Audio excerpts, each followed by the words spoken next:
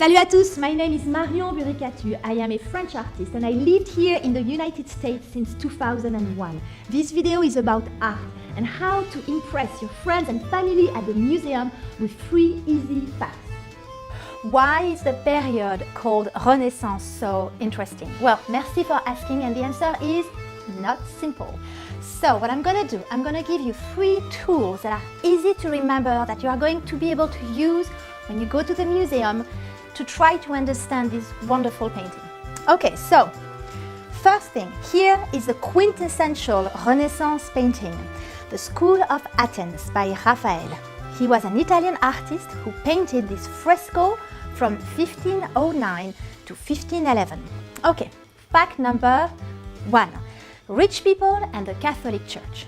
Okay, Renaissance started in Italy after the Black Death that happened in the 1350s, so I would say 700 years ago. Florence, the city in Italy, was the birthplace of the Renaissance.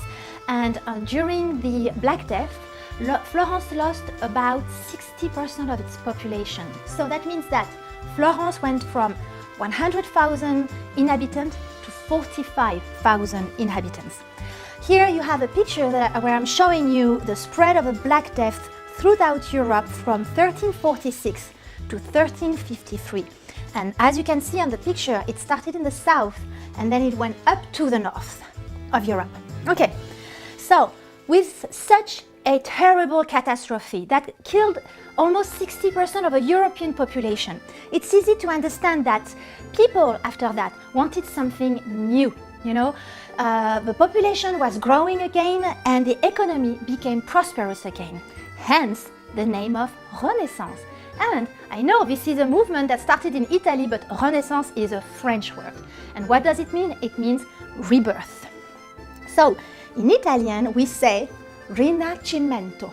So I'm sorry, I'm not doing very well the Italian accent. I only do French accent. So now that you have this economy that is growing again, what happens is that you now have wealthy people. And these wealthy people, what do they want to have?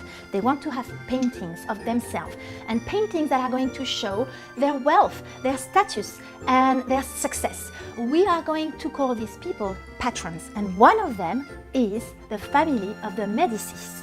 So after that, you have the Catholic Church. The Catholic Church was also, at that time, they had a lot of money, and it was one of the biggest contributors to the art.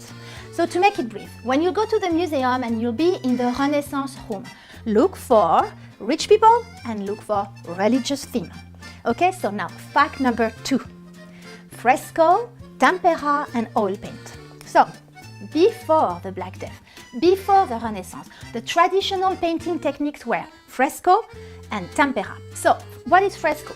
Fresco is pigment mixed with water and applied on wet plaster, which means that you'd better hurry up because as soon as the plaster is dried, you're done.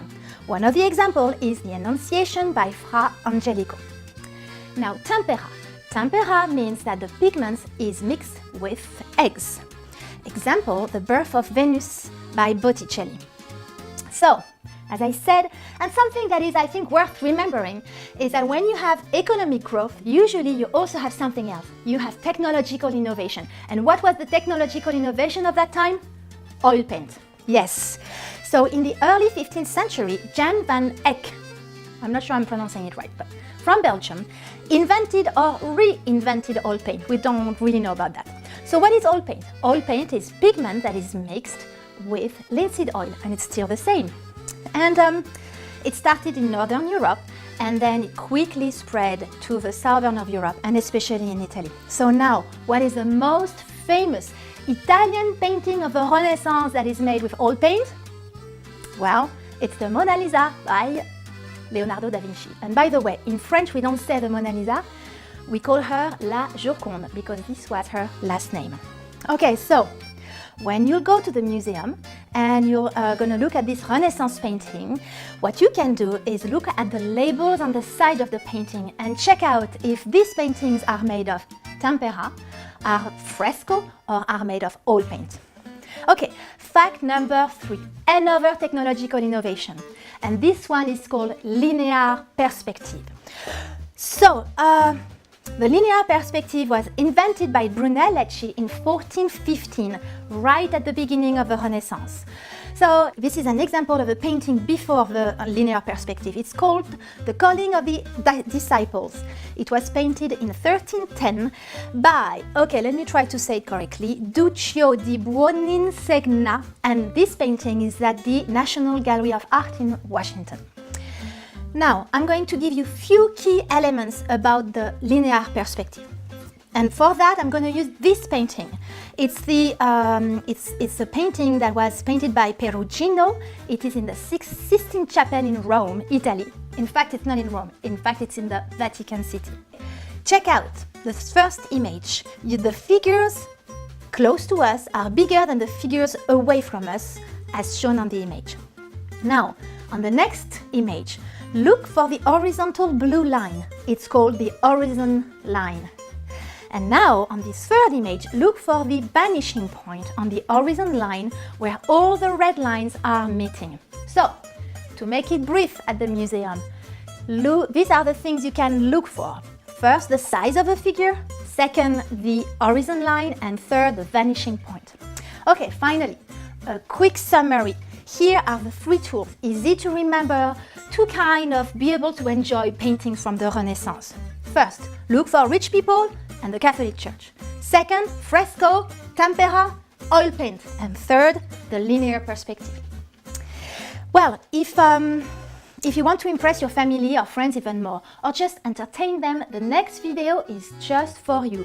I created 7 trivia questions that you can ask your friend and just have fun with them. You can print them out using the next link in the video. And if you're like me and you want to learn more about the Renaissance, especially about the linear perspective, because it's a little bit complicated, check out below. I have put several links about it. Nice chatting with you. Abonne-toi, which means subscribe to my channel. Have fun and see you at the next video.